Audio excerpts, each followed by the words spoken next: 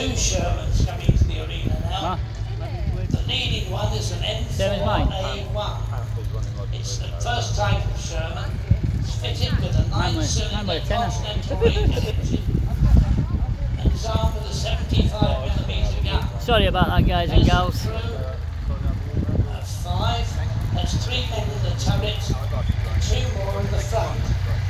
The driver on the left and the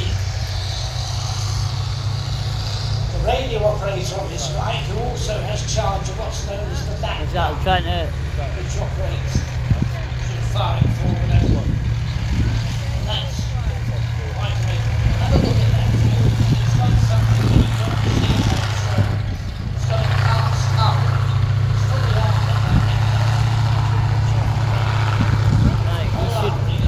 armed. Should be able to fully see that stream now. Rolled armour plate, which is flat and welded together. But later on, the Americans developed a better casting. That should be perfect now. As good. It's just the obviously the chat I have trouble seeing. I've got to keep stretching it out so I can see what you're saying.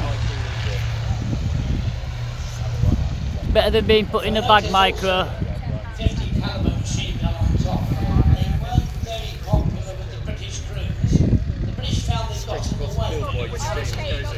Yeah, I might have to pop back to the car at some point just to get the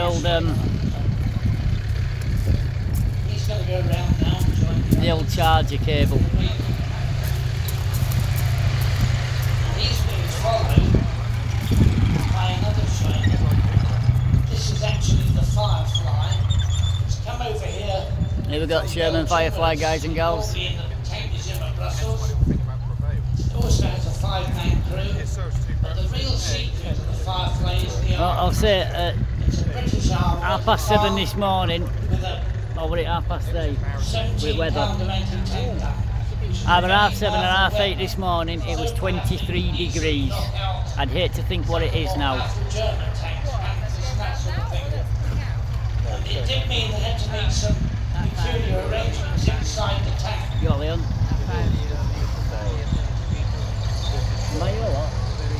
I'll just give you a Leon. It's put in sideways. Because loading it is rather difficult, because the length of the rounds of ammunition, the gun is absolutely beautiful. On its side. Absolutely. So love it. Load the gun in the normal way. That's how the thing works. That's on the chassis of the M4A4. Oh, nice. I've only got a few Shermans myself.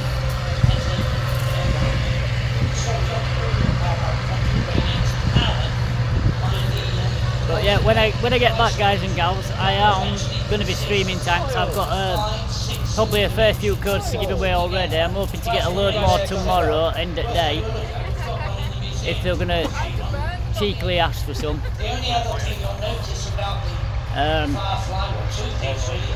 I know there's a couple that's going to be for the Valentine too. One for that, I think the T25 or the Type 20, I can't remember. I'll have to go through them all when I get back. And then obviously I've got some sort of code with them headset. There's a code that's included in the mouse mat, so I've got at least 3, 4, 5, 6. I've got 7 at the minute. So back on tanks when I get back, and there'll be at least 7 giveaways. At least 7 giveaways at the minute. Got a pretty fair chance of smashing the radio, and you had a well, you couldn't walk around with so many radios. You had to have just what you need. So they decided to cut a hole in the back of the turret. And then shift the radio into the back, and that's how that's done. You'll also notice on the Firefly, and you'll notice on the M4A1, that the tank is fitted with a PK armour. It's because they've up-armoured the tank to try and counter the effects of the German weapons. And it's You did not see anywhere that sold double shares. also for the front covers the area on the sides where ammunition is stowed. There's also seen on the front sides of the turret. That's FVK armour, only added at the end. Now we've shown you a Yank Panther earlier. The Yank Panther was used in Normandy, they're probably not going to do it itself. Which is another German shotgun. It really came out in the days when it was 44. But it's quite an effective. It's alright for a while. I got burnt yesterday. Stood down there, stood behind me. It has a crew of 4. It's a bit. They were very keen to produce the lowest. Thank you for doing the shout outs, Pixel. Appreciate that, mate. Feel free to shout anybody out. Very, very cramped inside. The driver is the only one with a decent seat. Everybody else is huddled around the gun. There you go, guys, the Hexer. The other drawback as close to the Hexer as you can get. Put together by the Czech factory, built in with 5 engines back there, have been taken over by the Nazis, and they're non-feeding. So it's an unusual vehicle, but they were used quite extensively by the Germans. You see, yesterday they did all this in rehearsals, but they started it at 2:30 and it finished just after 4 o'clock. So this started at 10:30 this morning, so I haven't got a clue what else they're going to have planned, if anything. Obviously we're going to have the skydive at some point. I think that brings us to the end of our D-Day selection. So we'll leave you now and Oh, thank you. I left mine at home. Ladies and gentlemen, a round of applause. Right, here we go, guys and gals. Museum historian. What this gentleman doesn't know. So the director opened at 10:30, which we saw with all the explosions. We're going to be doing something new for 2019 shortly. We're going to be going out and talking to some the D-Day 75 convoy is what you've just seen. While we get ready for that, we're going to hear something that we pre-recorded with a D-Day veteran. The next one is 11:10, which is the battle groups post-war. So post-war main battle tanks alongside vehicles they fought with. 11:40 is the armoured recovery and special vehicles. 11:50 is the double Dutch from the Netherlands Army. 12 o'clock we've got the British Army display. Displays all the latest modern armour used by the troops. At 12:30 till 1:30 I will be stopping the stream because it'll be a lunch break, so it means I can get to the car and get my cable. 1:30, the Army parachute display team. There's a second in fact, I'll tell you what, there you go, that's even better, just look at that. There's ambush.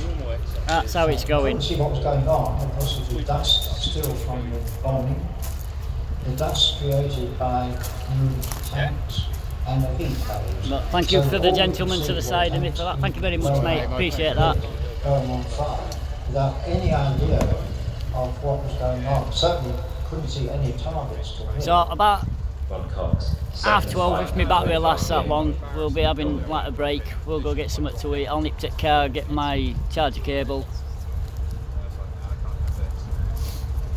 So ladies and gentlemen, something new for 2019. We're channeling our inner Annika Rice and running here into the main arena. Those of you that don't know, by the way, Annika Rice has been here. She came in, landed in a helicopter, and they ran into the museum themselves. It's on YouTube, you can find it.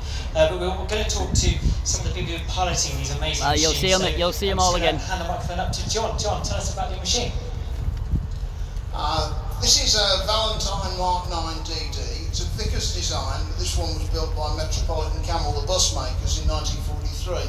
That's obviously the first tank there in the row. Valentines altogether were built, of which 625 or so were made amphibious. And so far as we know, this is the only amphibious survivor. It was sold after the war, was cut down to make it into a bulldozer, but the guy didn't finish that, he just left it in a factory unit. I bought it in 1984, and it took me 20 years to There'll be another times pick, so it's always next year, and year after, and year after.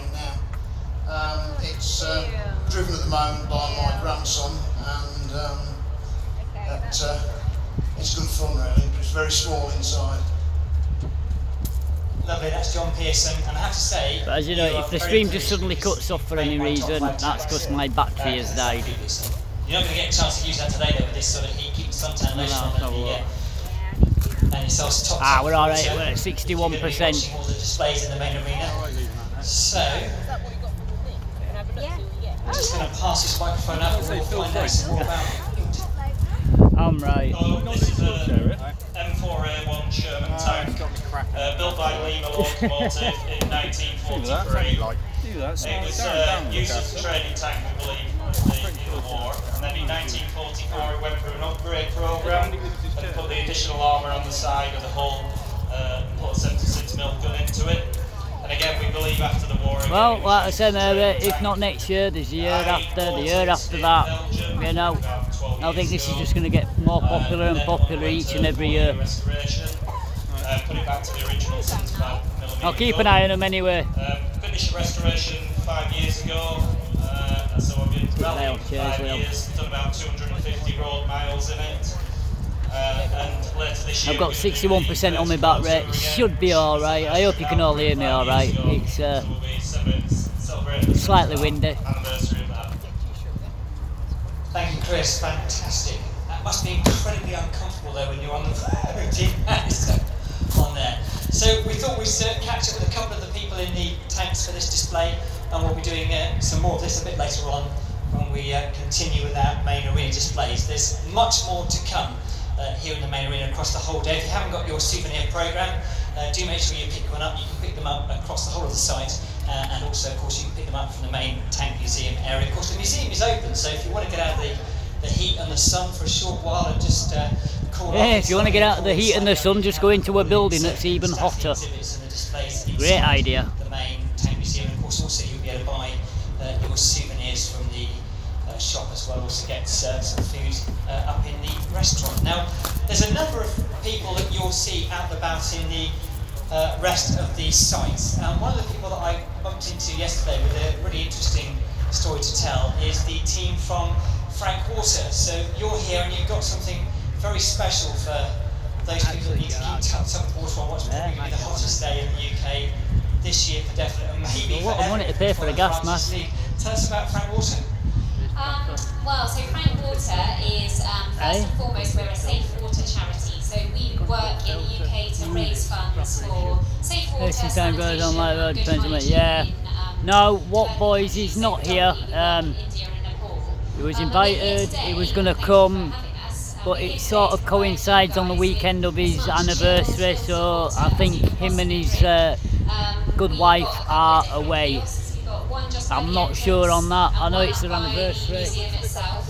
And you might have seen we've got a Frank tank which is roaming around. But, It's like a yeah. water tank on wheels. So stop them and refill your He's bottle not here. or buy one of our bottles and wristbands. and Which get is a our shame, water. really. He said he was going to come, but he weren't going to bring his merch store. The work that you do abroad, and it's really important because I think what people sometimes forget is that for many people in those countries, their whole life in many ways is going to get water, and when they get that water, it's often just something that we would not even. You know what makes me laugh? People look at me and they see I'm doing this and then they still walk in front of the camera. I've had one person walk behind me out of respect. We could even go into the loos and drink the water out of the bowl.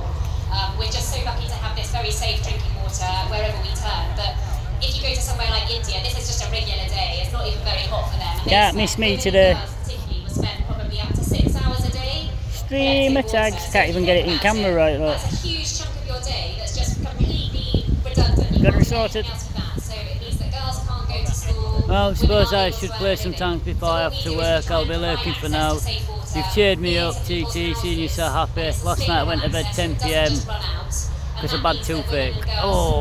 it changes their lives really. I don't get They toothache. education, they can earn a living, and they can kind of move away from poverty. That's fantastic. It's wonderful to have you here, and great to talk to you as well. I know we're talking a lot about the machinery in the tanks, but I know your story is really important, and you'll find the team from Frank Water.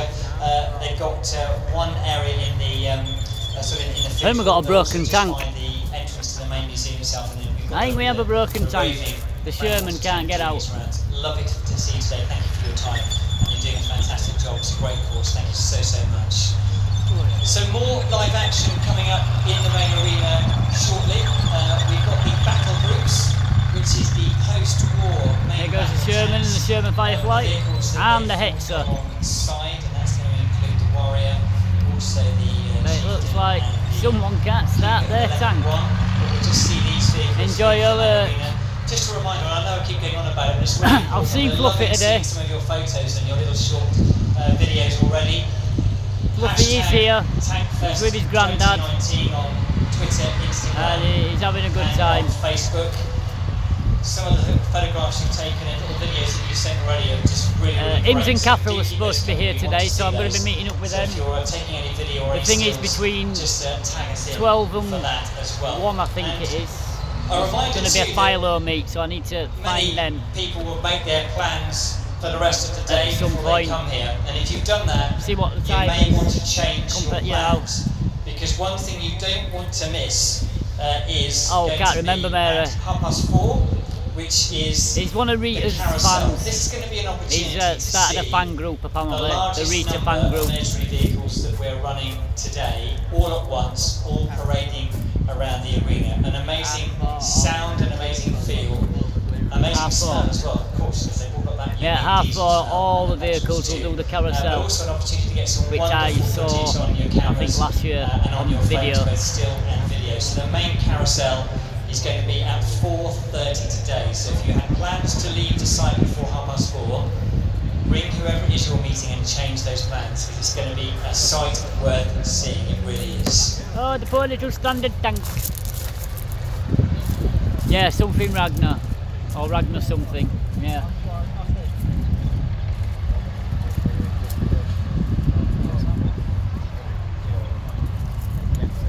But yeah, here they come again. -1 tank because he's still stuck in the middle, so I'm guessing there'll be some recovery tank coming to get that.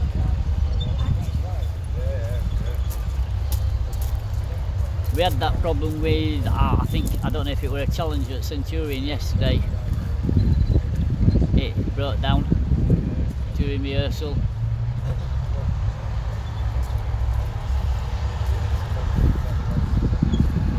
What's my, oh, down to 56%.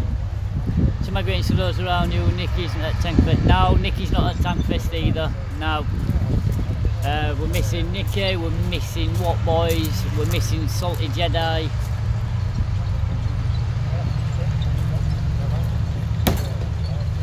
I saw Daki and Quickie Baby yesterday. Said hello to them. Very polite. Compared to the streets, very polite. Very polite people. Well, they were nice. A lot of people met yesterday, absolutely brilliant, and I can't wait for today because there's going to be a hell of a lot more. And of course, yeah, of course I'm missing you, AC. Missing you, Micro, Max, everyone that usually comes.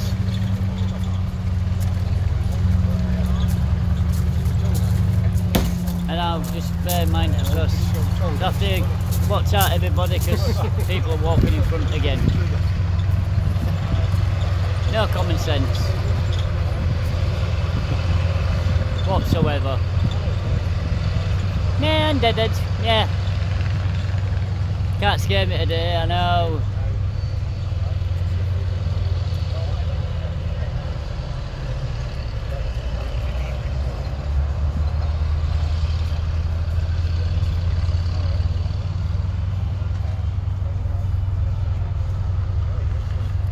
That's it.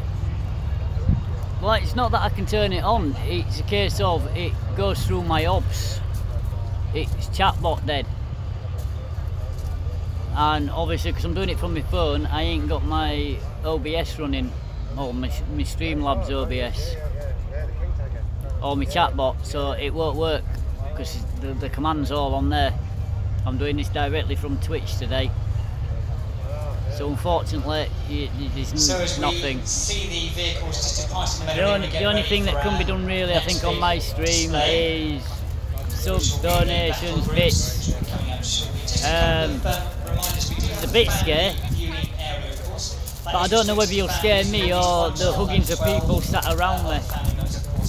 Because if I just obviously no camping chairs in the family area because it's designed to be a... This is how busy it is today. Remain seated at all times, and seating should be on the floor to ensure the youngsters get a good view. And there's a lad enjoying himself.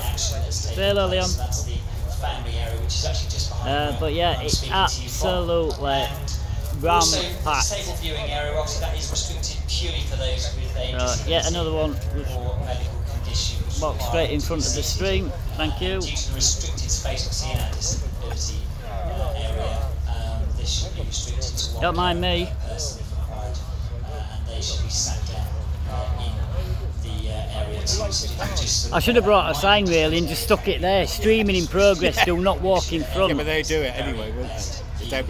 What's going on? Tell you what, guys and girls, what's this? Now, you won't walk in front of me now, will they? That there happens to be a tank in the arena. I don't know if you've noticed that, maybe you haven't, but there is one sat there and it's not moving. So I don't know about you, but I am the noisiest person in the universe and I want to know why. So I'm going to get hold of Chris and just ask what's going on with the tank that we can see not moving. Yeah, we're just starting with the battle group slot now till 10. The steward, we shut it down because it kind of overheat, but it's a long time. But now it's trouble. Sorry viewers, but what was that? They're hot. Red had it, were there as well, right? Yep, Yep, I've seen Red today, I've seen Hadder, TC, they're all here. Except that there will be a steward sitting there for the next few minutes. Lovely, so the steward will sit there for a bit and then it's going to move on. And we'll now hand over for the battle groups display to David Williams in the control tower. Well, thanks very much. Now, you can all see vehicle, some of you may remember this, you may have a toy of this when you were a bit younger. This is the British Army Saladin, which was a fantastic armoured car that was built in just the post-war period. Saw service from the British Army from 1958 onwards. Yeah, and Red and Haddock's here, TC's here. It did very well in the Middle East, it survives very well in Sir Pete's here, Sophie's here, so it was sold Rita will be around somewhere, obviously Circon, De Kilser, Quickie Baby, all here. This is almost like the parent vehicle of a family, and they've built the Stalwart, the Salamander, and a number of other vehicles. We're going to see one of them a bit later on, with the idea of having the same engine. So again, why militaries like the same engines in vehicles is it means that you've got the same fuel type. Swedish Lady C and Wreck Diver are here also. Going that way. And with the Saladin, met them at the pub last night. 6mm gun. It was nice to see them. B-Ted's here. 4 of those wheels on the Baz 1068. Dead Meat. The Saladin's been followed on by another scouting and sometimes called liaison vehicle, which is the British Army's Ferret. Now the Ferret Mark 1 came into service in 1952, and it had an open hatch, a bit like the Dingo. It's really the successor to the Dingo we saw earlier on the D-Day display. This is a Mark 2 Ferret with a turret on the top with a commander in, and that turret was again another thing that they used on things such as the Saracen. I'm going to try some here. This is in the camouflage scheme. It's an urban camouflage scheme. If you notice, we've actually painted the end of our vehicle conservation centre with that same camouflage scheme. It's called the Berlin camouflage scheme. And the whole story behind it was in Berlin when we had tanks of the Berlin Brigade there in the Cold War, all painted green. The commanding officer came out one day and basically said, look, this is not going to do us much good in an urban environment. So they came up with this very jazzy scheme. And the whole idea, think of dazzle ships in World War I. Now that was last night, Micro. Not to completely hide the vehicle, but it breaks up its outline. Right, I'm now sat in an urban setting, and there's some fantastic photographs of all the Berlin Brigade in Berlin. Up against a building, you can not quite necessarily work out where the vehicle starts and where it ends. I'm just hoping that none of these big heads get in the way. Commander's in the top, he's got the binoculars, he's got the radio, he's got a Browning 30 I think I have the whole arena there. Later a GP&G machine gun.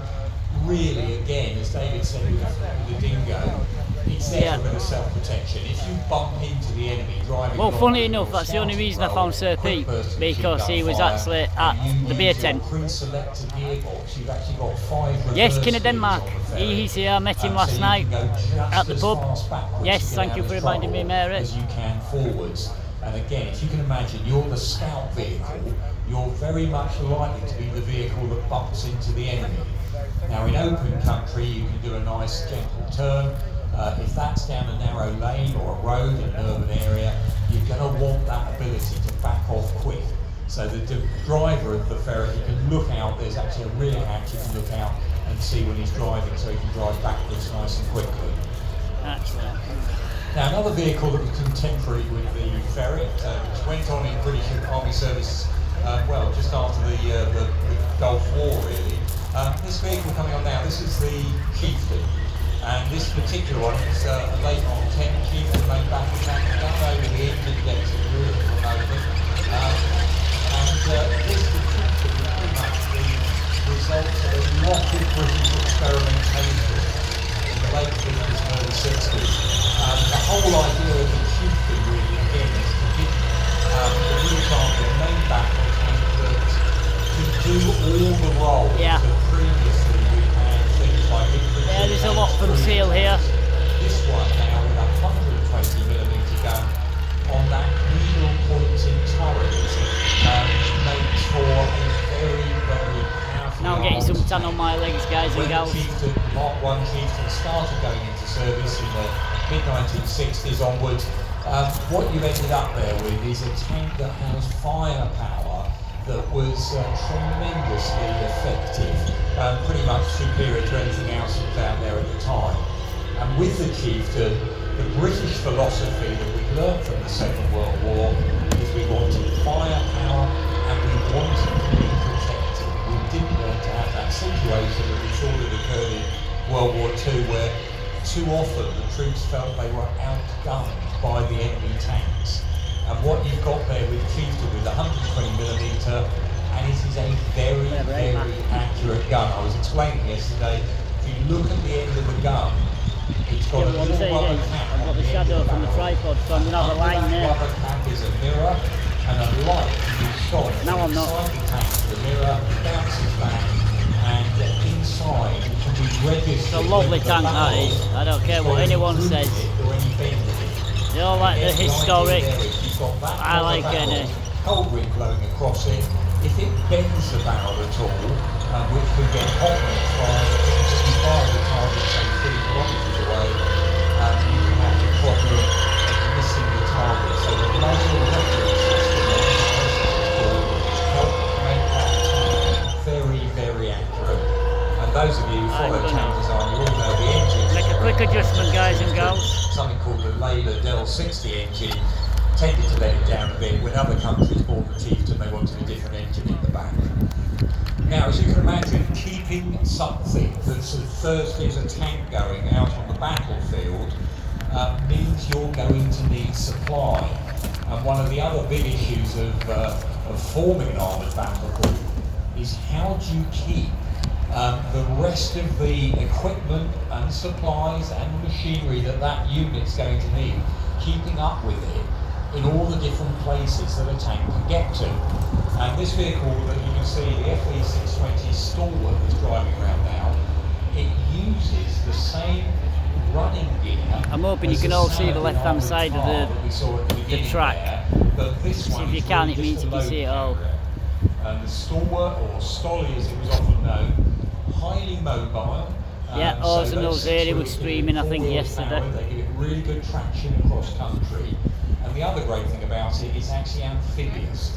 So again, if the enemy have blown up the bridges or you've got to cross a small area of still water, that vehicle is amphibious. Very short amount of preparation and off you can go. And in the back of it, it can be, it's got something called vector thrust, water jet propulsion. So it pushes out water out the rear, not propellers as it were, and that will get you going about 6 knots across fairly still water. There's a famous occasion where Alvis workers, a slightly disgruntled soldier, had nicked a Stalwart and started heading back across the English Channel from the continent in one. And all the Alvis reps were really hoping he was going to make it all the way across the channel in a Stolly. As long as you don't see the knobbly knees. Sadly for Alvis, who Bud, built the vehicle, not Buds, we're very proud it's all of it, good. he was turned around and actually You don't want to see the knobbly knees, honestly. What you've got there is a vehicle that can carry 5 tons of stores. Look at the Ironman tattoo, but but that's also about they it. quite often would tow a trailer as well, that you can tow another 10 tons. And that means, of course, refueling that Chieftain. Trying to right at the moment as well. I can see not as stable a streaming connection as you've got. His keeps going black screen. He might be trying to connect to the actual museum's Wi-Fi. I'm actually using my data. That's probably why mine's a bit better. Now, next vehicle coming on, very familiar vehicle. Then we go to the right. Lots of them made, over 3,000 432 variants were made.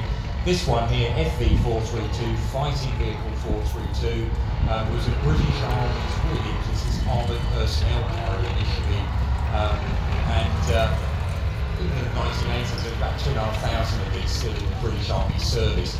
It's still in service. Not bad when you can do a stream, is it? And you just lay there getting a suntan. There's a version of 432 with, it's got what they call theatre engine standard. They add all the extra armour and various other things. Let me check my because what you're seeing there is a very 48%. So it might just make it to the half 12 mark, guys and gals. Not just might to carry soldiers forward to battle as its original role, but it then ended up being developed into ambulance versions, engineer versions, command post versions. And if you go in the reenactors area, you'll see a fantastic setup of a brigade commander headquarters signals unit, so you can see how these vehicles are also being used with extra bells and whistles, sometimes generators added to them. Thank you for streaming, John Taylor. This way I can still be there for a bit.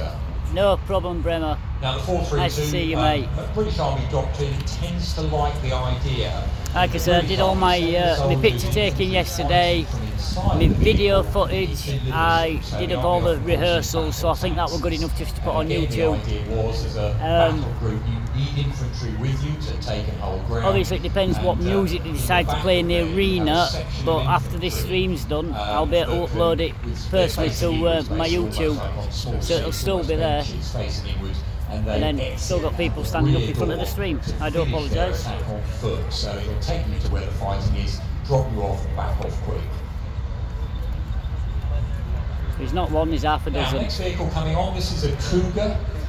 This was a vehicle that's based on another one of these things where there's a family of vehicles. Lots of countries use the vehicle, and underneath this is something... right, I say, Remo, if it weren't for majority of viewers, I would not be here right now. Well, me and my lad wouldn't be here. They're all driven. Their donations and bits, mainly donations, help for the tickets and the accommodation. And obviously with the travel as well. And the rest of the travel was sorted with the help of my mother. So, all good. Nice to be able to share it. Well, 3 different versions they used in Canada. They used the Cougar, the one we're seeing here, with a Scorpion turret on the top. Sometimes they call it a fire support vehicle. So that 76mm the stream will go dead roughly around 12:30 if my battery don't run out before. And then it'll be back up about 1:30 for the second part of the arena. So, you know, you have an hour break.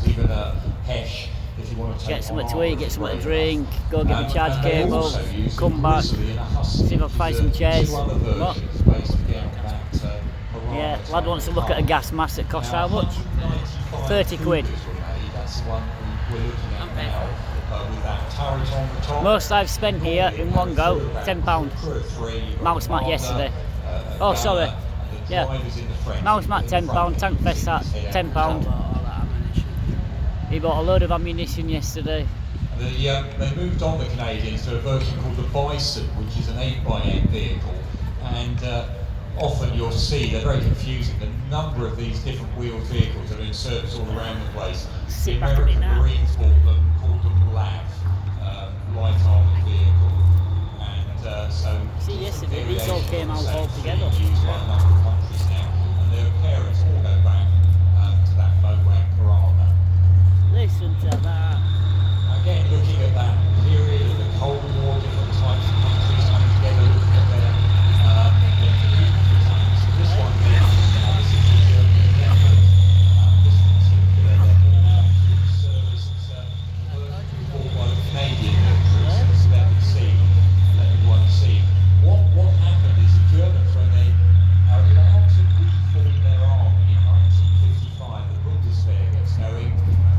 first of all with American tanks, but they start their own tank programs again. A bit like World War II, they start with competitions.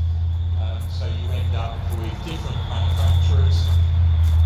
Porsche themselves was dead by now, but Porsche gets engaged in the competition. Sorry for the silence, guys and gals. I'm laying back watching the chat in case anyone speaks. I'm getting a suntan. Enjoy. Becomes the Leopard 1 and it goes into service from 1965 onwards. In the end, they make over 2,400 Leopard 1s, and that's a lot of tanks really for Western post-war production. They are sold to quite a number of other European countries, and again, a lot of countries that use the British security.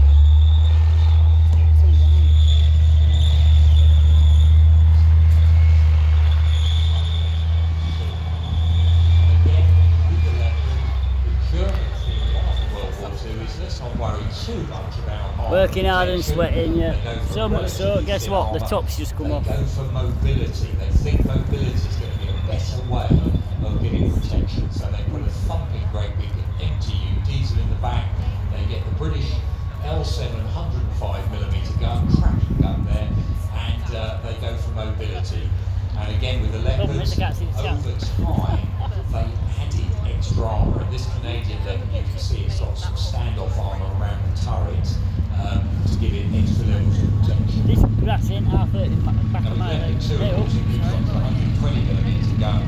We haven't got Got something starting to the right of us. I don't know what it is because I can't see. 2 minutes, guys and girls. Sorry, the Netherlands military that was on loan to us. But Leopard 1's coming out of service. It's still one of the countries, Greece is still lost in service. But now, this next vehicle. Alright, Mary, I'll see you soon. Right. If you watch to the right of the stream shortly, you're going to see the tank recovery with a tank on the back of it being towed. Vietnam War era, you see it on all the movies, the most produced armoured vehicle of all time, up to around 90,000. Get in front of the stream, you know, be a douchebag. What happens here is you've got an M113 that has got a wheel station taken out of it, it's lowered, and they've made a reconnaissance vehicle. They've changed the layout inside it, and in this particular format, it was originally put together by the FMC Corporation. The American military didn't want it, so it was offered up to foreign buyers, and Canada was one of the countries that purchased it, and this version actually comes to us from Canada. I hope everything's okay for everyone. Took 250 of them, and they have a again slightly different configuration on how they use it. Canada had 174 of these in service right back from 1968. What the Lynx does is it took over from the Canadian use of Ferret Skyline. So you can see this trend of skeleton vehicles becoming bigger, which they do over time. And again, the great advantage of the Lynx is it's also, again, it's amphibious and can cross, inland lakes, rivers. You wouldn't want to go on the sea with it. But again, you can see their driver in the front, commander behind, and there's actually a third crew member inside who's the radio operator. And the Lynxes were in reconnaissance platoons for the Canadians. And can I just interrupt just very quickly here? If you're the owner of SC30, you want to know how hot it is here, guys and girls? That's a Vauxhall Astra SC30 there we go. XVN.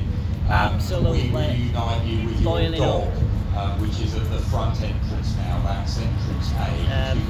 Let's get back to the action. There we go. Just walk in front of the screen. I don't mind, thank you. And on with the show. The Scorpion going around now, so lots of people will get in the audience. If you were lucky enough as a little boy, and I wasn't, I never had the Action Man Scorpion tank. You might recognise it from that. Scorpion was a brilliant bit of British design. The requirement went out to the late 50s. Micro. What are we going to need to take over from ferrets and saladins? And what came back was they decided at the time they were going to go for reconnaissance as Yeah, well that's as how wheels. warm it So is. we had CBRT. I mean, I didn't think which what was a combat temperature it is vehicle now, can't reconnaissance check. tracked, and a CBRW combat And it was vehicle the reconnaissance wheel, which Ah, ended up the as lad the card. Fox as a wheeled armoured Let's have a car. look. This is a tracked bit of reconnaissance. Tracked, as we often say, they can get you places that wheels can't get to. Wheels tend to be a bit faster, and wheels, governments love wheel vehicles because they tend to be cheaper to buy and to run. And what we've got there is an aluminium hulled vehicle, originally with a Jaguar car engine in it. It's 26 degrees. But I think it's more. I think it's hotter. I really do. And yeah, straight back in front, you know. Thank you. Let's sit down. Thank you. Of a Scorpion is less ground pressure than a human foot, so again, brilliant for getting places. So the Scorpion there, parked up, followed on by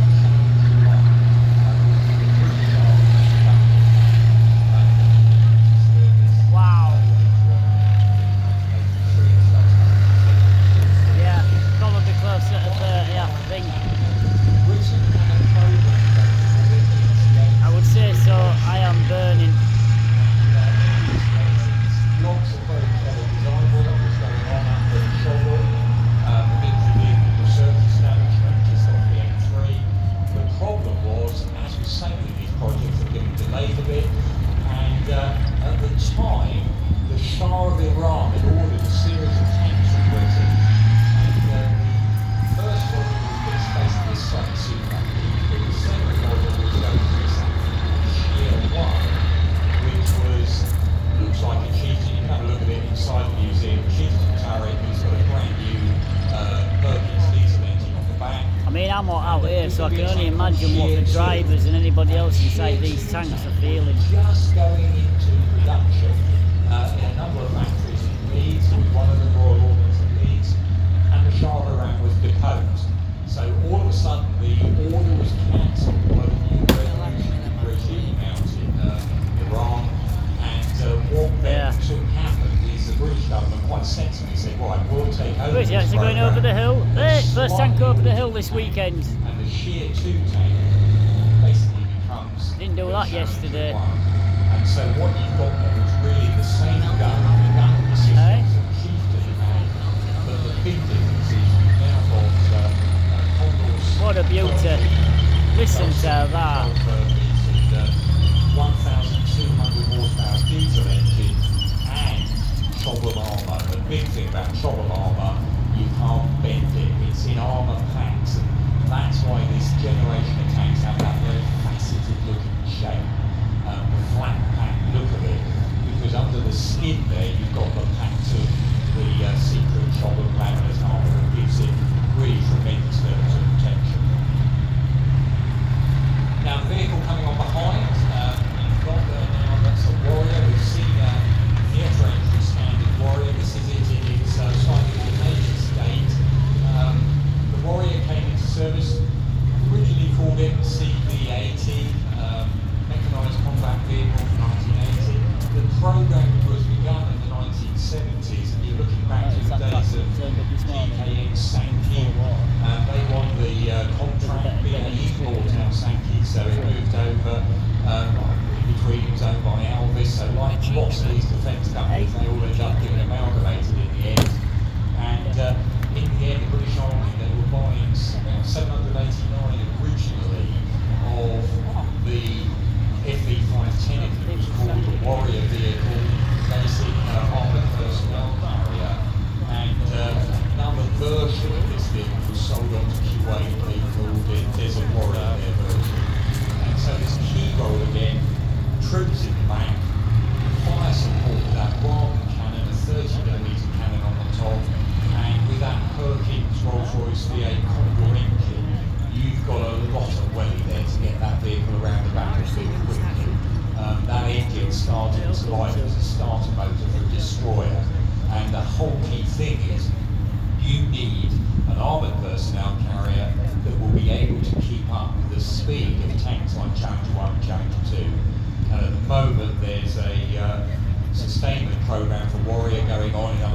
upgrade programme. And a bit later on, if you pop over to the tank park, you can see one of the new turrets that may well be coming going out on that didn't come out yesterday. with this new 40mm cannon that Lockheed Martin have brought down, so you can have a look at it over in the tank park area. So these are vehicles that, like so many modern armoured vehicles, they go through an upgrade program, mid-life programs they sometimes call it, and it's how to keep them effective in service rather than scrapping them all and buying a whole new kit. Now the weird one, we talked a bit earlier about the idea of battle groups. You're going to need to protect your battle group as well. And of course, we'll be seeing a bit later on a really interesting Leopard variant of how you protect your tanks and armoured vehicles on the ground from air attack. This vehicle driving around this Most places to the south and east of Dartmoor will be hot and sunny again today, however it will be generally less warm and also cloudy across parts of Cornwall, North Devon and North Somerset. Maximum temperature 31 degrees. Cheers, Micro. Towed behind a Land Rover. It would take quite a while, about 15 minutes if you're lucky, to set up your Rapier system. Now this vehicle can basically be in action in about 30 seconds, and that's really important for a battle group. So you've got an armoured hull there. If you remember our rides vehicle going around, the M548 rides vehicle a bit earlier on, what underneath all that is basically an M548 vehicle. They put Rapier straight in the back of it. Showed it For them not in the UK, it's now currently 11:45 in the morning. So they came back with this armoured cab, which contains this first half display is supposed to last till about 12:30. Then it's obviously a lunch break, and then I will resume the stream at 1:30, give or take. I'll do my best for everybody. First Gulf War, 1260 Regiment Royal Artillery.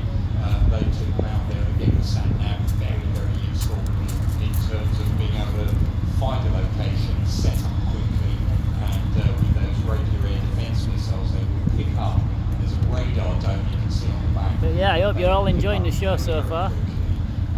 Those jets that may well be coming into a technical armoured fleet, and off you go. Now we've got a wheeled vehicle coming out. Bits in the back there you can see you've got 8 Rapier. Battery is on 39%, so we're still okay at the moment. I should think it'd last, but you never know. And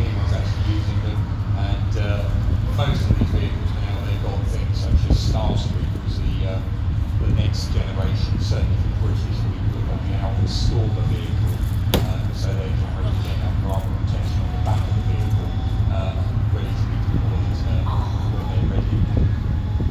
So, we're going to start getting those vehicles off the arena, so you can have a look at those again.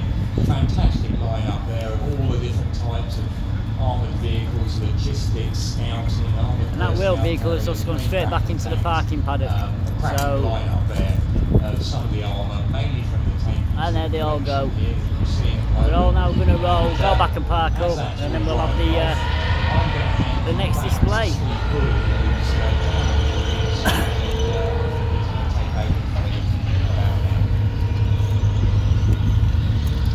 Thank you, David. And don't I forget, think coming you up can next is actually going catch to up and be get up close and personal to both David Fletcher, who was commentating earlier, and David Willey, who currently is up in the tower in the Churchill room in the main Tank Museum building at 1:30. It's a meet and greet event, chance for them to sign and more people just going to stand there.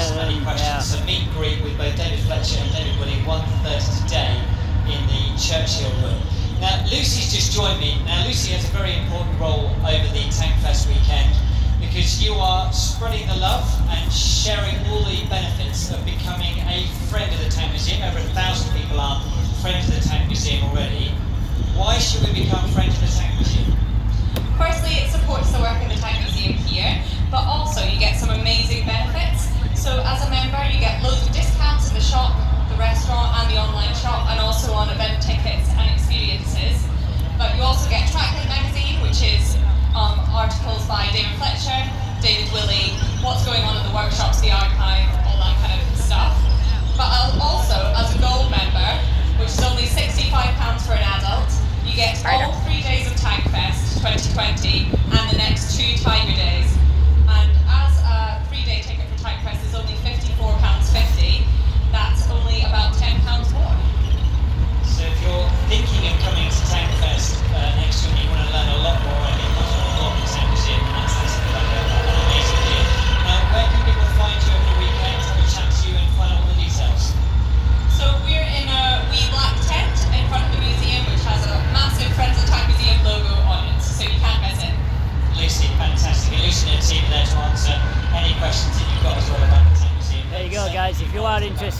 Tankfest next year or any year and want to come to Tiger Days, check on the websites. So thank you very much indeed. Just a reminder, Friends of the Tank Museum. I think it'll be worth it. I'm going to have a look at it anyway. Potentially ever. Do make sure you're keeping topped up with the sun cream. Definitely. Do make sure you're drinking lots, plenty of water, places you can get water. We talked about the Frank Water team earlier. And the tank from the D-Day parade is still in the centre of the arena. Not been recovered yet. Do make sure that you don't get yourselves too hot. If you do need some Tom's ambulance, they are just by the entrance of the main tank museum. Hopefully you won't need to do that. So, starting very shortly, we're going to be rejoining David up in the tower. He's just having a well-earned break for a packet of crisps and a can of Fanta. And we're going to be enjoying the armoured recovery display. The big beasts needed in tricky situations. These are the real killer machines. You're going to hear them, you're going to feel them. The big Tank down there, the recovery tank, they've got a tank on back of it. And if you want to get up close and personal with all of the machines between 12:30 and 1:30, that's the next time the tank park will be open.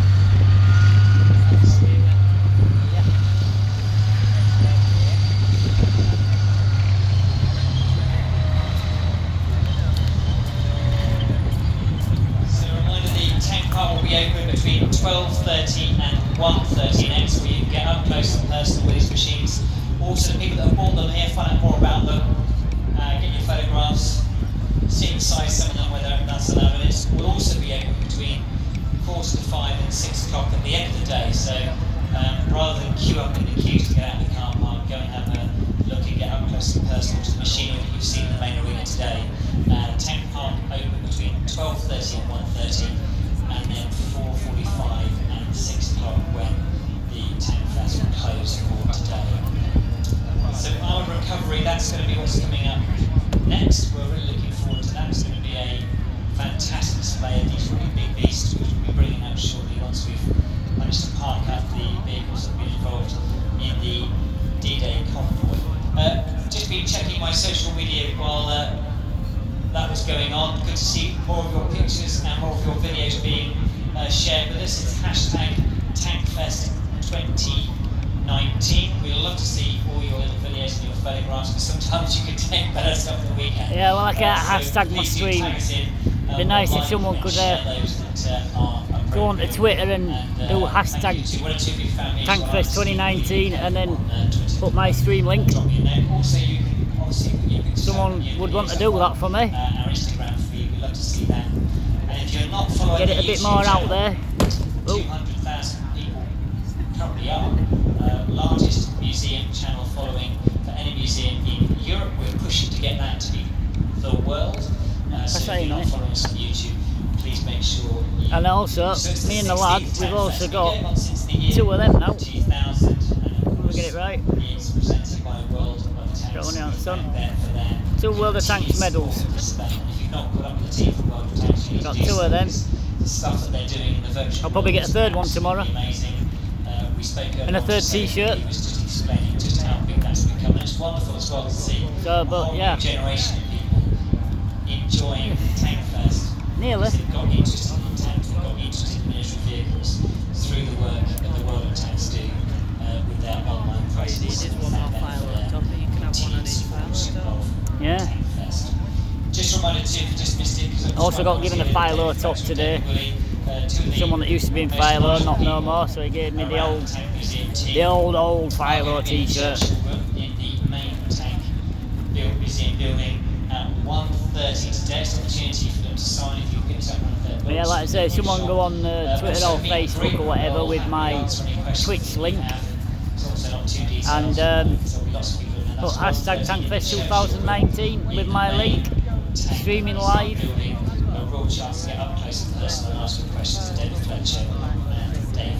Obviously put it like, you know, 10:30 till 1:30, 12:30 and then 1:30 till end. Because I can't do anything on my phone.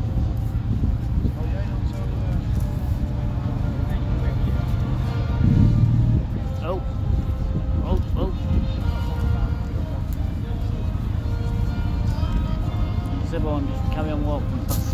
I don't mind. Might see yourself on YouTube.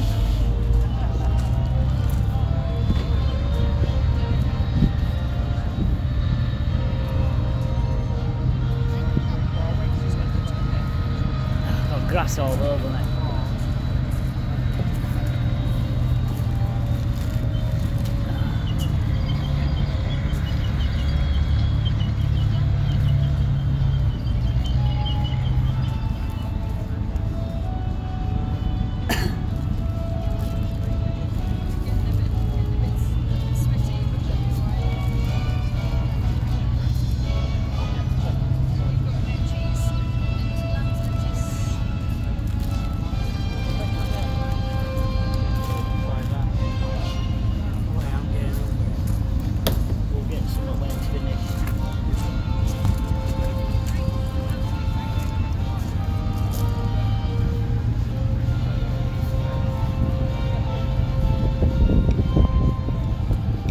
First thing I'm going to do, on stream stopped, I'm going to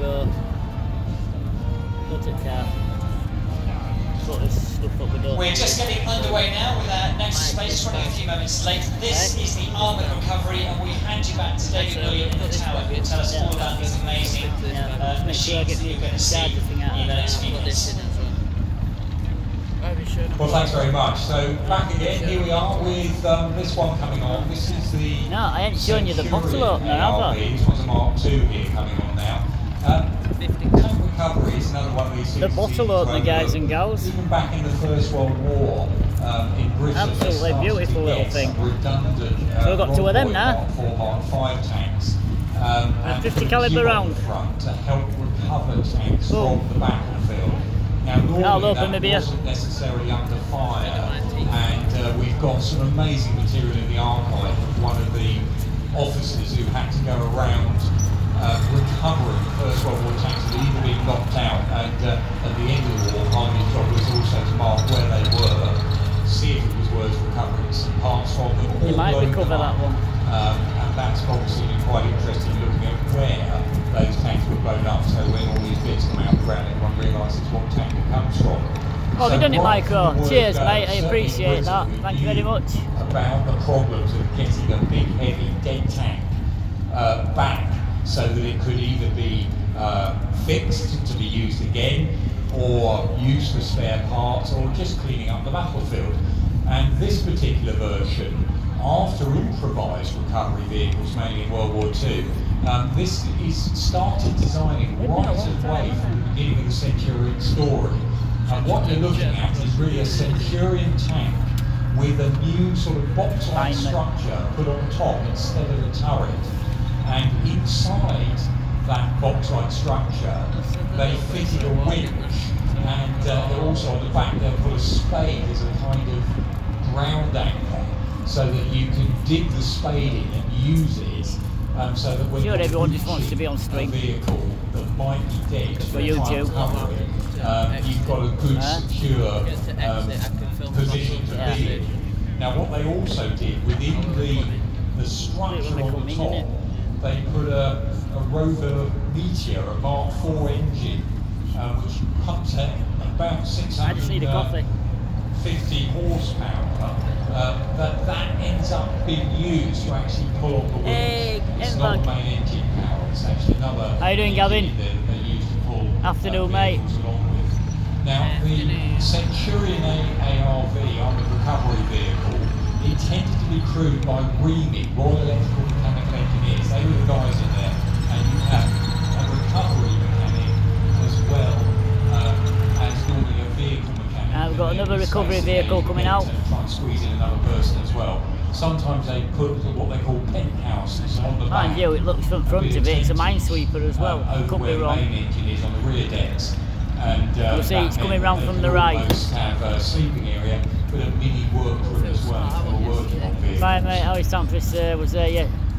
Why don't you come and find me, Gav? 1952, one of those Centurion ARVs, cost the government £38,000. I was here all day yesterday. Now, should have said. This vehicle's a should have got in touch by my page. Lovely metal wheel. It's gorgeous, mate. Beautiful, brilliant day. see there, just going over the dozer blade, which is also armoured recovery vehicles that could be used in a number of other roles.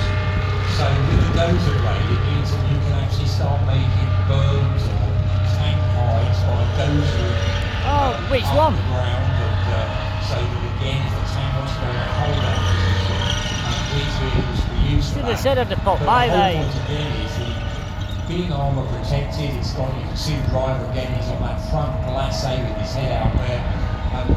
So how come you're not here today? Cover another tank, hopefully not. Thought you'd have done 3 days. The idea is one of the guys that's still got the brake out to run out, pull that weak load out. One of the reenactors groups. Right. Niche recovery, and then they can reach it. If you're around today, let me know, mate. Oh no. Fell ill. How are you feeling now? Are you here? Cleverly designed, but, Obviously not, I don't think. Bars with loops on the end. The idea is they collapse if you go at too tight an angle. So you'd rather end up breaking or bending the hollybone than actually having the tank jamming against your own tank if you're going around too tight a corner. You can see there it's got something called an Atlas hydraulic crane on the back, and again, once you've got the crane, they call this a teaching armour repair and recovery. At home and a lot lighter. The idea being that Are you coming back tomorrow at all? No? power pack. Or is that it for you for this weekend? A Challenger tank, and so there's a frame there you can actually put an engine on to be able to take it out to replace it with fish. And sometimes these vehicles will also tow behind it a whopping great trailer that can take 2 160 miles, right. Sometimes just one Challenger engine on the rear. This particular Next year then, mate, next year. Now on the back, coming on now, a guest vehicle to the Tank Museum. This is a Leopard on recovery vehicle.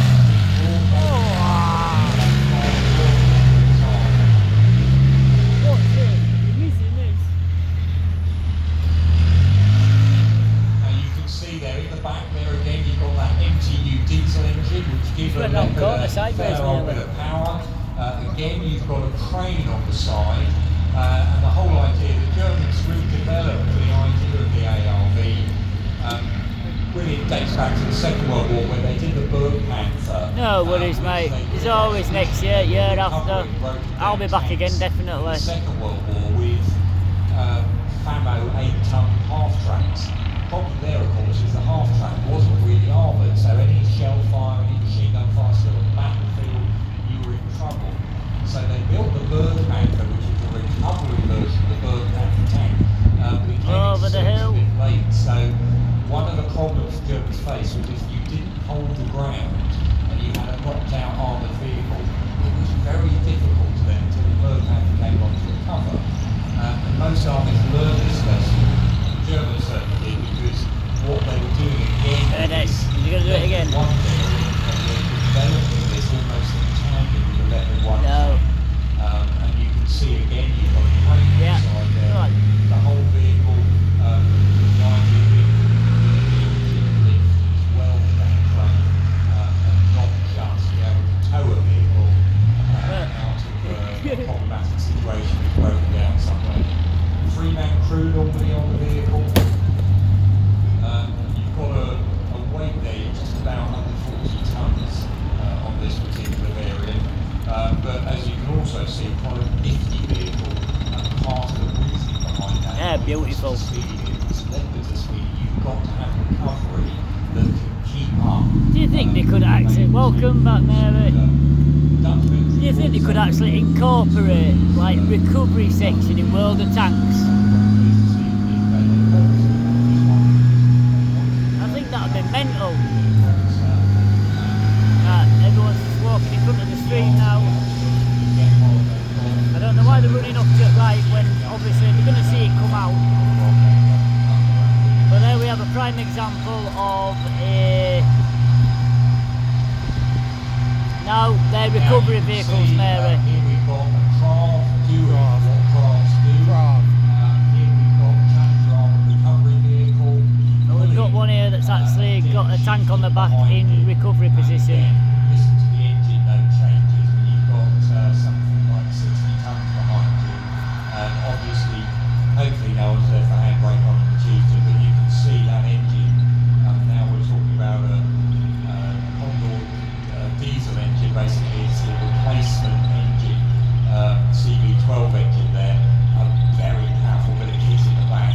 Lina You've Chieftain. got the winch on the front, the dozer blade, and that crane for changing on the whole idea. Really, what they're trying to do now is instead of feeding too much with the engine in the field, you tend to have a whole spare engine. Some now. I'm hoping this is all okay for everybody. Heats and backs instead lifted out.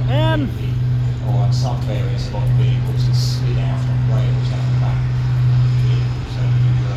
I'm not too sure. I don't know if they've gone through restoration or they've just come for, you know, has it been loaned for today, but for the weekend. I'm guessing it's theirs. But yeah, listen to the roar of this engine from pulling a 60-ton Chieftain.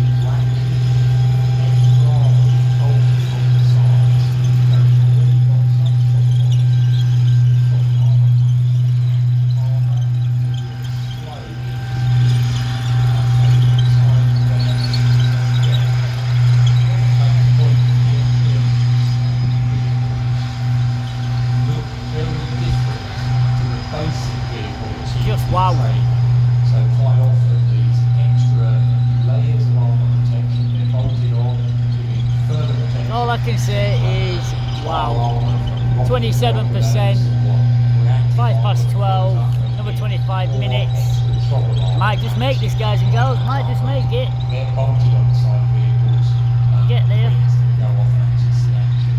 And of course they can therefore adjust standing the armour depending on the threat they think they're going to have. Challenge Army recovery vehicles, one of the That ain't half.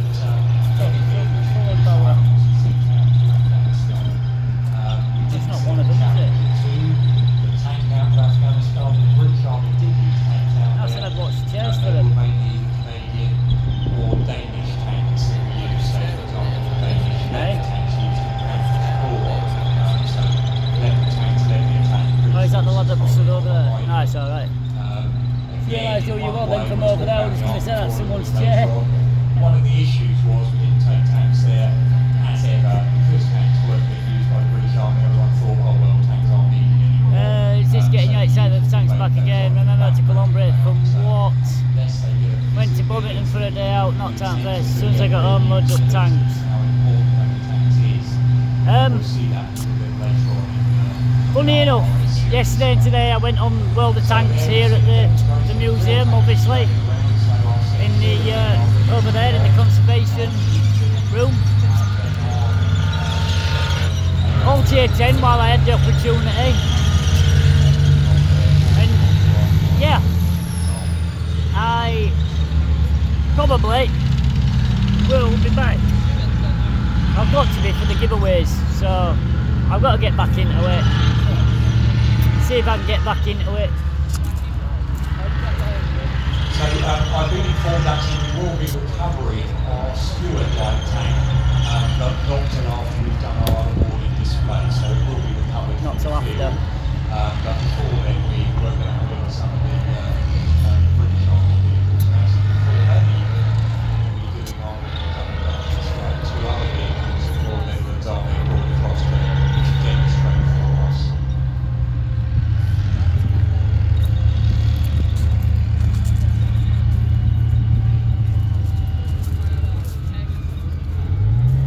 Don't know, Mary, we'll see what's next. They're full of surprises, as you know. So, ladies and gentlemen, as those recovery vehicles just head off, I'm going to hand over to Stuart Wheeler, who's our archivist now. He's going to do some commentary for you with...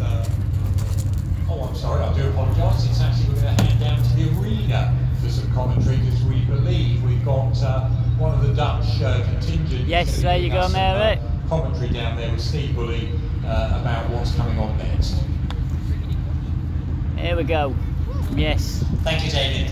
So the next thing we have in the main arena is the Dutch, which is the guest vehicles from the Royal Netherlands Army. I'll be talking to one of their serving officers shortly. Royal Netherlands Army. But first of all, just want to catch up with here we go. Chris, who's managing the arena, because a lot of people have just come up to me and asked me this question, and I didn't know the answer, so I'm going to ask it. This bit really hard we've on just done top. the recovery display. When did we recover the steward? Yeah, it's a good question. We tried to keep the steward going at lunchtime. The British Army's happy to get a display. It's not on the way out to What the anti-aircraft, yeah. the heavy recovery vehicles we have. That's beautiful. So we're going to take it easy and see if we can start later on. That sounds good enough to answer the question to me. So it's great to have friends here from the Royal Netherlands Army.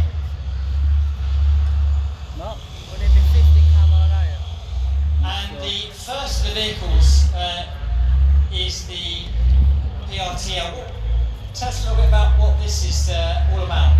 Yeah, this is an anti-aircraft based on a Leopard. It's served the Royal Netherlands Army for many years. Thank you. They brought it down. It's part of the historic collection, and they've been joining us for the last I'm going to get a sign. years at Live Tankfest. stream. Walk behind. So yeah, they've been great supporters for us. They brought 5 low loaders down from the Netherlands for Tankfest 2019. 3 for a liaison with the Army and 2 historic vehicles. That is just amazing. Leopards from PRTL. It's a fantastic, it really is, and good to see it here. We saw the vehicle coming into the main arena now earlier on. If you were here for the launch, it's probably one of the fastest vehicles that's been going around the arena so far today. It is the Boxer. I'm joined by Stefan, who is a serving member of the Royal Netherlands Army. That is very quiet. I'm a combat engineer in the Royal Netherlands Army from the 111th Combat Engineer Company, and I'm a crew member on the rear side of the Boxer from the dismounted group. And this is your first Tankfest, I understand. You've always wanted to come, but this is the first time you'll be able to come, and you're doing it through work as well, which is great news for you. Yes, it is. It's a great opportunity for me to represent my army here at Tankfest in Bovington, and a great experience for myself as well. So I mentioned earlier on that we saw the fantastic Boxer come in and brought in how quickly Smith, our director for the traverse speed on that turret, wow. Tankfest. And to my eyes, and I appreciate I don't know anything about anything, but to my eyes, that looks like the fastest vehicle we've had going around here so far today. It looks very nimble. Tell us a little bit about the Boxer. Well, the Boxer is the newest vehicle in the fleet of the Dutch Army. It's in service for about 2 years now. It's powered by a Mercedes V8 engine, giving it about 743 horsepower, which makes it able to move with 110 kilometers an hour. Yeah, definitely there. I should do. But look at that. That AA is just beautiful. Wow. About 2 kilometers. And as you can see here, this is the combat engineer version, which provides space for all of our equipment and gear. The Boxer is driven by a 3-man crew and provides seating for 6 people for a dismounted group in the rear. Also for the Boxer we have an ambulance version, you're right, a Pixel, I know. and a cargo version. You know my sense of humour though. The thing that makes the Boxer so special is it can be transformed to another version. Yeah, there's about press 30 places minutes, which so 30 minutes like we can people transform like this Rita and Sophie can get. to an ambulance or a cargo Boxer. They've got press passes, whereas I've just got the standard Tankfest pass. Hey Jay, how you doing, mate? You talked about over 700 brake horsepower. That's really got some talking. For a real vehicle, it's an awesome experience sitting in the back and just feeling the power for a Boxer plowing through the terrain. Wonderful, it really is. We're asking everybody that I can get my hands on today, and it's a cheeky question, especially as you're here from the Netherlands, but we're asking about people's top 5 tanks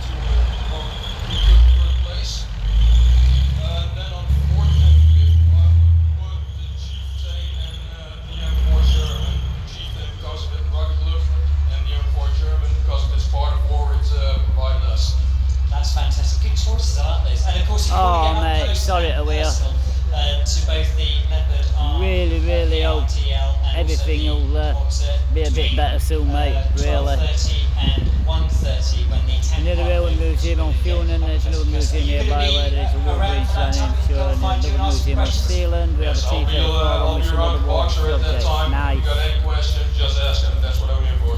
Excellent. Well, Stefan, thank you so much indeed for coming out and telling us all about the vehicles that you brought to the Tankfest 2019 this year. And do make sure you catch up and catch up with Stefan and his team and ask some questions. We're now going to go back up to the tower and say hello to David Willey again for the British Army display.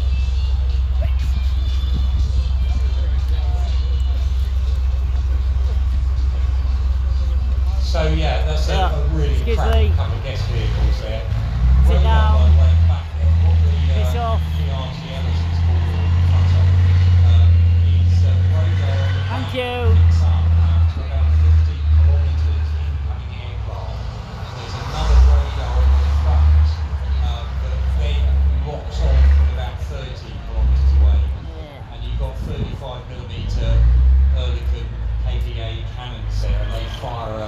Range of different types of ammunition. One of the things they can fire is called F-frangible discarding sabot ammunition, and the idea being the frangible bit. Think of like an armour-piercing round in a casing. Casing falls away, off it flies, and if it hits an airframe, so think again not just jets, it could be a helicopter. The metal of the armour-piercing round breaks up to do further damage. So it's a very clever bit of kit. And when it fires, this word, it almost sputters, is a word they translate into Dutch. It was prukken, which is PRTL. They ended up giving it a nickname, as it were. Because of the sound it makes. Dutch version, German version, the Dutch.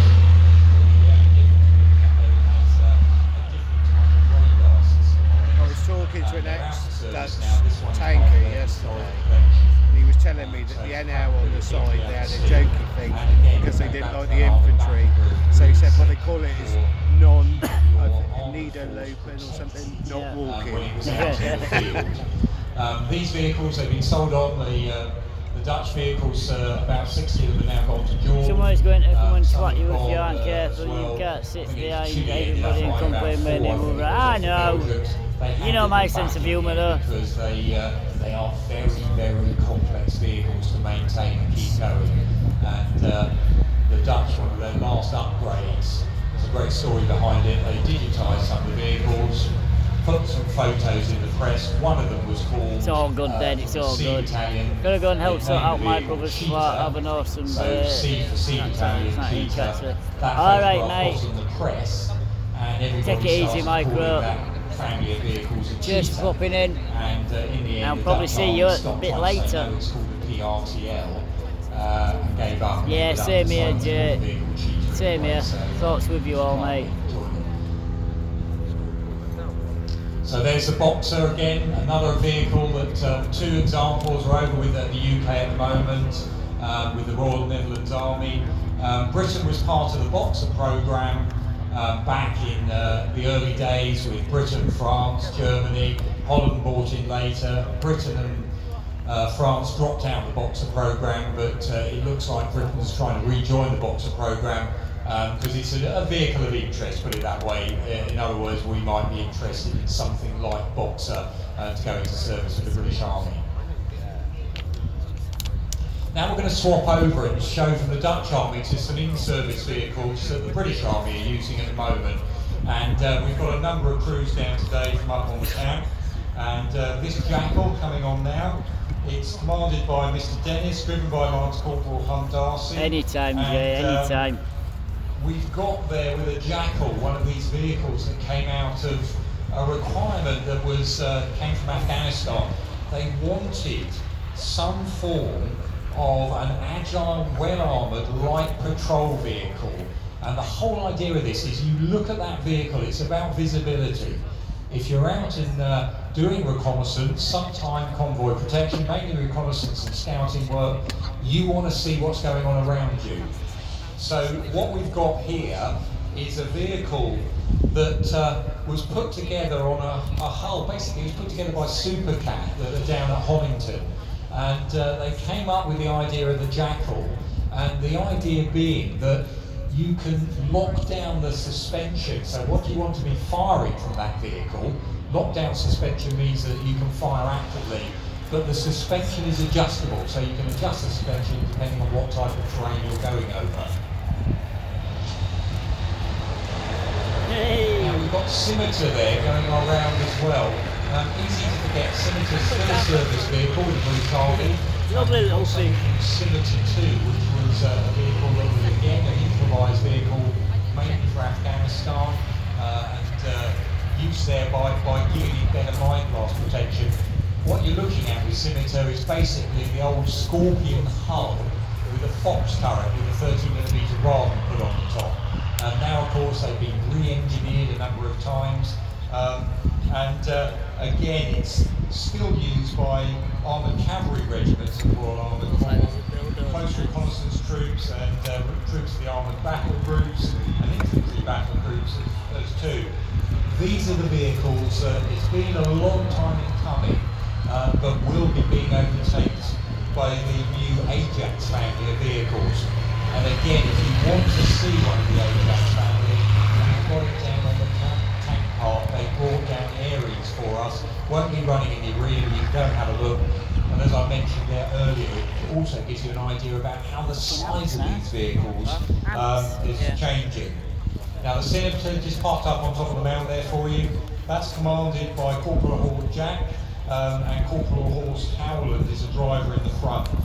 Both members of the AFE training school up at, which a lot of the guys here, they're either from ATDU or from the different training schools down here at Bovington. And the whole point about Bovington, again, it's worth remembering everyone, why we're here. This is where they came in World War I, and the soldiers that are still here, there's no base regiment here, it's training regiment. This is where they're doing all the training for the guys that are going to be serving on these different vehicles in their regiments around the place.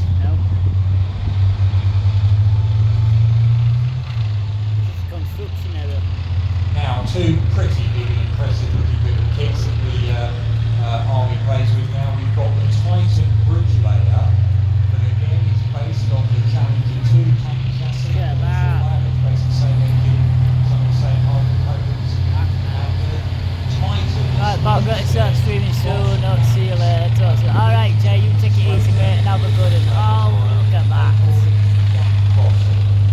Different size bridge you can carry for different roles, different size gaps you're trying to get across. And the engineer vehicle that you can see there as well, that's a Trojan armoured vehicle Royal Engineer, so think Avery. And again, in a weird way, that can help cross gaps because of the fascine on the back.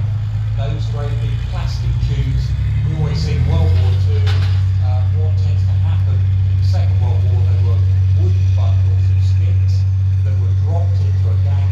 Here we can see the Trojan using that mechanical arm to, it's an excavator arm that's got there, hydraulic powered, it can drop its fascine into a hole in the ground, which means other vehicles can travel across it. One of the other advantages, by the way, if you're actually on a live watercourse, it's actually like a flowing river or stream, that's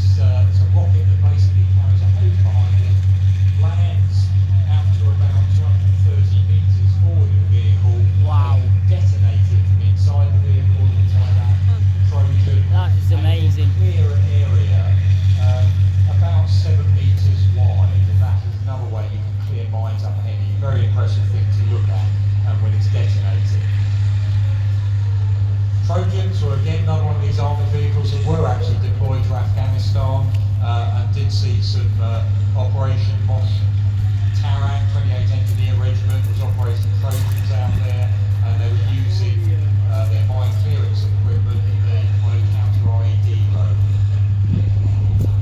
Check the old battery, 16% guys. About 5 minutes to go. I've got 15% now.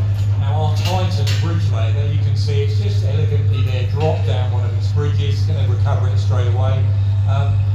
Titan can actually carry a different size bridges. You've got a number 10 bridge, which is about 26 metres long. It can also carry number 12 bridges. And again, you're looking at such an important asset for the military, because think of your armoured battle group. How are you going to progress forward all the time unless you can get across things like tank ditches that have been built by the enemy, sea walls, anti-tank walls, and of course the plain old river course, which again, when you look at maps, the military are always looking at a river course as a potential obstacle. Now sometimes vehicles are designed for certain types of deep wading, sometimes you've got amphibious vehicles, but not everything can necessarily cross a river or a stream. And that's why these engineer assets are so important to the military, and they're heavily protected by the military as well. And being able to actually deploy that bridge, and also having that bridge so it can potentially become the army forces again, that's really important. You can bring up other types of bridges later. Cheers Pixel for doing that shout out, appreciate that mate, thank you. Pretty fast as well. Just replacing its bridge now. We've got a crew there inside that Titan, a 3-man crew. Normally it just carries something like a 7.62 machine gun for close-in support. It's coming over the old the hill, guys and girls. Both these variants of vehicle, they've also got what you call NBC, or nuclear, biological, chemical warfare detection. So again, they can close down over-pressurised system, filtering out the air and making sure the guys inside are safe if they go through a chemically or biologically contaminated battlefield.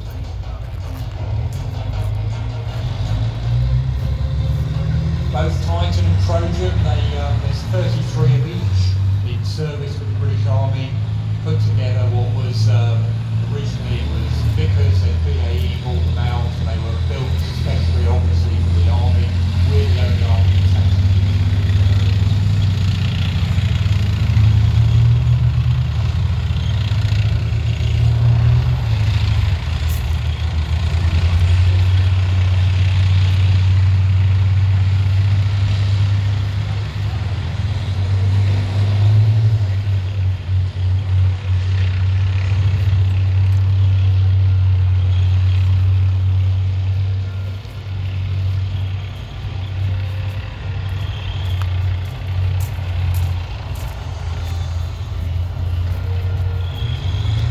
Pints were for me. And when you look at these large things going around the arena, they arrived here on site early this morning in a session down from the camp, driving down together. Someone just quietly whispered in my ear, you wouldn't want to take these on, would you? Part of the issue about armour that sometimes we can easily overlook, but you can see it today in the arena. There is a psychological impact of big, heavy, armoured vehicles that is very hard to explain to people unless you see it in the flesh. Now you're down in the arena, you can hear the ground shake, you can hear these things rumble as they go past you. That is part of their effect. And again, I mentioned earlier about the British Army using help with the Danes in Afghanistan, using their Leopard tanks.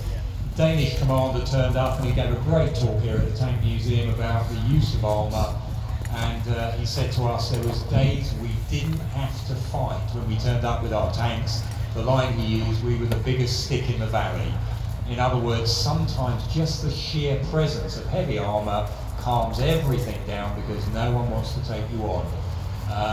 The Army has a charming phrase which I won't repeat in front of the children about a certain value tanks give to you. And the British Army found that as well in Bosnia. Challenger 1 tanks were not really going to be required for taking on police enforcement. Again, as a soldier said to me, if you turn up in a Land Rover, they throw stones at you, turn up in Challenger 1, people tend to back off. The only danger were them two that came out. So these are all British. That you can experience here at the Tank Museum, that idea of the psychological impact that this sort of thing has to you. We're bringing on now, this is the theatre entrance now with Warrior. And so what you're looking at, instead of our Warrior, the Tank Museum that we took around you earlier, this is much more how a Warrior would look if it's going to go off and fight on a campaign.